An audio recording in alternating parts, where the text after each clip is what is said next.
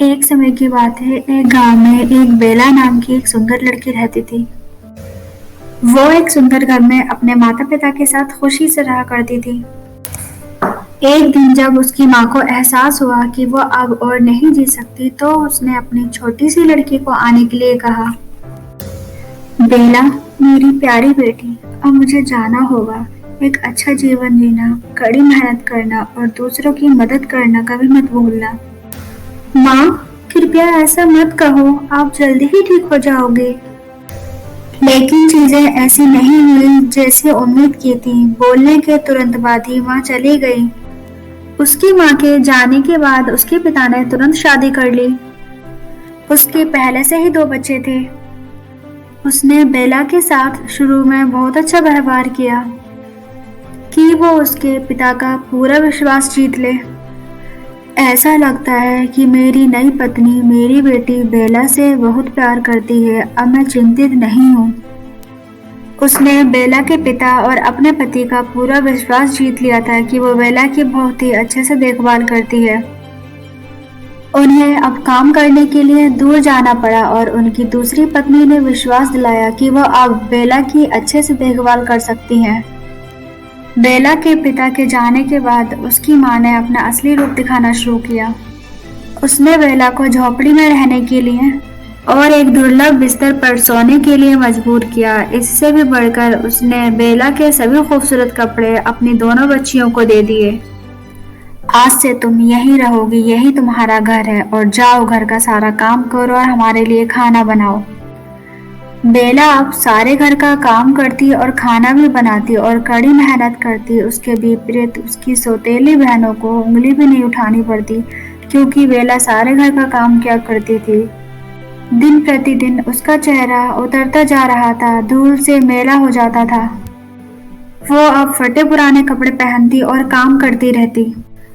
बेला, तुम ऐसी क्यों दिखाई दे रही हो? क्या तुमने कभी खुद को शीशे में देखा है? सही में ये कितनी बुरी लग रही है। हाँ, सही कहा, इसका नाम बेला नहीं सिंड्रेला होना चाहिए। बेला नाम के लायक थोड़ी है ये। अब से बेला का नाम सिंड्रेला हो गया था। बेला को घर की नौकरानी बनाकर रख दिया था। वो ठीक से भोजन भी नहीं खा सकती थी, क्योंकि उसे तीनों माँ और बेटी की सेवा करनी होती थी। माँ, मैं क्या कुछ खा सकती हूँ? मुझे भूख लगी है। मेरी नजरों से दूर हो जाओ, तुम्हें केवल हमारे भोजन बचने के बाद ही अनुमति है। हाँ हाँ हाँ। ये सुनकर बेला वहां से चली जाती है। पूरे दिन बेला घर में अकेले रहा करती थी। उसका कोई भी दोस्त नहीं था। झोपड़ी में आने वाले 2 चूहों और एक चिड़िया से वो दोस्ती कर चुकी थी। खाना बहुत कम होने के बाद भी वो दोनों चूहे और चिड़िया को खाना खिलाती थी। ये रहा तुम्हारा हिस्सा, तुम सब भी इतने ही भूखे हो जितना कि मैं। ये कहकर बेला उन तीनों को खाना दिया करती थी। एक दिन राजा ने एक सिपाही को जलसे की घोषणा करने के लिए भेजा, जो महल में होने वाला था। सुनो सुनो सुनो, गांव वासियों सुनो। नए साल की खुशी में राजा ने राजमहल में एक जलसा रखा है। उसमें गांव की सभी खूबसूरत लड़कियों को आमंत्रित किया है, ताकि राजकुमार अपने लिए एक आदर्श पत्नी चुन सकें। ये सुनकर राज्य की सभी लड़कियां खुश होती हैं और सिंड्रेला भी खुश होती है। सिंड्रेला को पता था कि उसकी सौतेली माँ कभी भी उसे जाने नहीं देगी, पर फिर भी सिंड्रेला पूछने के लिए चली जाती है। माँ, क्या मैं भी जलसे में शामिल हो सकती हूँ? क्या क्या कहा तुमने? क्या तुम भी जलसे में जाना चाहती हो? क्या मजाक है ये? ठीक है, पर पहले तुम्हें दोनों बहनों को तैयार करना होगा, उसके बाद तुम भी जा सकती हो। ठीक है माँ। सिंड्रेला बहुत खुश थी। कम से कम उसे पार्टी में जाने का मौका तो मिला। उसने खुशी खुशी दोनों बहनों को तैयार किया। जब सब कुछ हो गया तो उसकी सौतेली माँ ने उसे जाने से मना कर दिया। माँ, मैं जा सकती हूँ? तुम वहां नहीं जाओगी, तुम हमारी बेइज्जती कराओगी वहां जाकर। तुम्हारे पास नए कपड़े भी नहीं हैं। वो तीनों माँ बेटी वहां से चली जाती हैं। उसे बुरा लगा और वो रोने लगी। अब वो बेचारी कर भी क्या सकती थी। दोनों चूहे और चिड़िया उसके पास गए और उसे तसल्ली दी। अचानक से एक रोशनी चमकी और उसमें से एक परी निकली, जिसे देख सिंड्रेला आश्चर्यचकित हो जाती है। प्यारी लड़की, तुम रो क्यों रही हो? आज राजमहल में जलसा है जहां राजा अपने लिए एक सुंदर लड़की से शादी करेंगे, पर मैं वहां नहीं जा सकती। मेरे पास कुछ भी नहीं है पहनने के लिए और मेरी माँ ने मुझे मना कर दिया। मेरे पास कपड़े भी नहीं हैं। तुम चिंता मत करो, मैं तुम्हें जल्द से मैं जाने के लिए मदद करूंगी। सब तुम मुझ पर छोड़ दो। परी ने अपने जादू से एक चूहे को सुंदर रथ में बदल दिया और दूसरे चूहे को घोड़े में बदल दिया और चिड़िया को सिंड्रेला को ले जाने के लिए चालाक बना दिया। अपने जादू से सिंड्रेला को भी नई ड्रेस पहना दी। ये देखकर सिंड्रेला बहुत खुश होती है। तुम्हारा बहुत शुक्रिया रानी परी। अब आपको राजमहल जाने से कोई नहीं रोकेगा। अब आप राजमहल जा सकती हैं, पर हाँ, आपको याद रखना होगा कि आधी रात होने से पहले वापस आना होगा, नहीं तो पहले जैसे रूप में आ जाओगे और तुम्हारी सारी हकीकत सबके सामने आ जाएगी। हाँ, मुझे याद है। आपका बहुत बहुत धन्यवाद। और सिंड्रेला वहां से चली जाती है। वो जब तक पहुंचती है लगभग आधी रात हो चुकी होती है। जब वो महल में जाती है तो सब लोगों की नजर उस पर ही होती है। वाह, कितनी सुंदर लड़की है। ऐसी तो मैंने कभी राज्य में नहीं देखी। हाँ, सही कहा, मैंने भी नहीं देखी इतनी सुंदर लड़की। राजा भी सिंड्रेला की तरफ देखे बिना नहीं रह पाए। राजा ने सिंड्रेला के पास जाकर कहा, हे सुंदर लड़की, क्या तुम मेरे साथ डांस करोगी?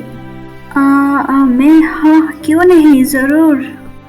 वो दोनों डांस करने लगे। राजकुमार को बेला से पहले ही नजर में प्यार हो गया था। बेला को एहसास हुआ कि आधी रात होने में सिर्फ 5 मिनट ही बाकी है। माफ करिए, मेरे घर जाने का समय हो गया है। इतनी जल्दी कहाँ आप जाना चाहते हो? अभी तो हमने डांस करना शुरू किया था। नहीं, मैं लेट हो रही हूँ, माफ कीजिए। इतना कहकर बेला वहां से भागती हुई चली जाती है और राजकुमार भी उसके पीछे भागते हैं। रथ की ओर जाते समय बेला की ठोकर लगती है, लेकिन उसके पास समय बहुत कम होता है और उसकी सैंडल वहीं गिर जाती है। बिना समय खराब किए वो अपने रथ पर चढ़ जाती है और अपने घर निकल जाती है। राजा भी उसके पीछे आ रहा होता है, पर तब तक बेला वहां से चली जाती है। राजा ने उस सैंडल को देखा और उस सैंडल को उठा लिया। उसके बाद राजकुमार अपने सैनिक के साथ राज्य में उस लड़की का पता लगाने के लिए राज्य निकल गए। 1 महीने से अधिक समय लग गया, पर फिर भी वो उस लड़की को नहीं ढूंढ सके जिसे उनकी तलाश थी। सिंड्रेला का घर आखिरी घर था। ये तो राजकुमार हैं। इनसे मिलने के लिए मुझे वहां जाना ही होगा। मुझे यकीन है वो मुझे पहचान लेंगे। जब सिंड्रेला राजकुमार से मिलने के लिए जाती है, तभी उसकी वहां माँ आ जाती है। कहाँ जा रही हो? तुम्हें कहीं जाने की जरूरत नहीं है, समझी? तुम यहीं रहो। सिंड्रेला की सौतेली माँ सिंड्रेला को झोपड़ी में बंद करके चली जाती है। तभी अचानक चिड़िया वहां आकर दरवाजा खोल देती है। दोनों बहनों को भी वो सैंडल सही नहीं आया। क्या यहाँ और कोई भी रहता है? नहीं राजकुमार, यहाँ कोई नहीं रहता। तभी अचानक से सिंड्रेला वहां आ जाती है। तुम कौन हो? तुम यहाँ क्यों आई? तुम्हारी इतनी हिम्मत? हमारी अनुमति के बिना तुम यहाँ आ गई हमारी बेइज्जती करवाने के लिए? तुम चुप हो जाओ, तुमसे तो हम बाद में निपटेंगे। आओ, तुम्हें हम अपने हाथों से सैंडल पहनाते हैं। राजकुमार अपने हाथों से सैंडल पहनाते हैं सिंड्रेला को और वो सैंडल सिंड्रेला के बिल्कुल ठीक आती है। तुम वही हो जिसके साथ मैंने उस रात डांस किया था। मेरी राजकुमारी, मेरे साथ चलो मेरे राजमहल। तुमने मुझे धोखा दिया है, तुम सब जेल में सड़ोगे अब। महल ले जाकर राजकुमार और सिंड्रेला की शादी पूरी तरह से रीति रिवाज के साथ सभी लोगों की स्थिति में होती है और वो दोनों बहुत ही खुश होते हैं और अच्छा जीवन बिताते हैं। प्लीज लाइक और सब्सक्राइब करना मत भूलना। आप सबका शुक्रिया ये वीडियो देखने के लिए।